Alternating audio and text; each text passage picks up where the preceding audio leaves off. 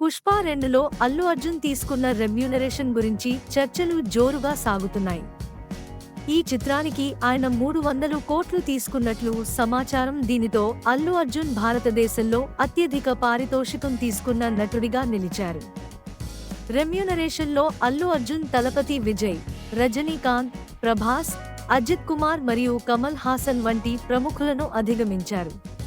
Thalapathy Vijay remuneration 130 కోట్ల నుండి 275 కోట్ల మధ్య ఉండగా, రజనీకాంత్ రెమ్యూనరేషన్ 125 కోట్ల నుండి 270 కోట్ల మధ్య ఉంది.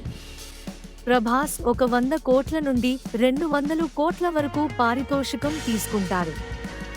అజిత్ కుమార్ 105 కోట్ల నుండి 165 కోట్ల వరకు మరియు కమల్ హాసన్ 100 కోట్ల నుండి 150 కోట్ల వరకు ఛార్జ్ చేస్తారు. పుష్ప 2లో రష్మిక మందన్న మరియు ఫహద్ ఫాజిల్ తీసుకున్న పారితోషికం అల్లు అర్జున్తో పోలిస్తే తక్కువగా ఉంది. రష్మిక 10 కోట్లు, ఫహద్ ఫాజిల్ ₹8 కోట్లు తీసుకున్నారు. శ్రీలీల స్పెషల్ డాన్స్ కోసం 2 కోట్లు ఛార్జ్ చేశారు.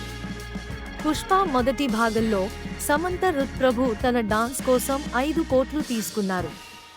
ఇంతటి భారీ స్టార్ పారితోషికాలతో ఈ చిత్రం ఇప్పటికే బాలీవుడ్ మరియు టాలీవుడ్ ఇండస్ట్రీలో హాట్ టాపిక్గా మారింది. పుష్ప 2 ది రూల్ డిసెంబర్ 5న విడుదల కానుంది. సినిమా కోసం అభిమానుల్లో భారీ ఉత్సాహం నెలకొంది.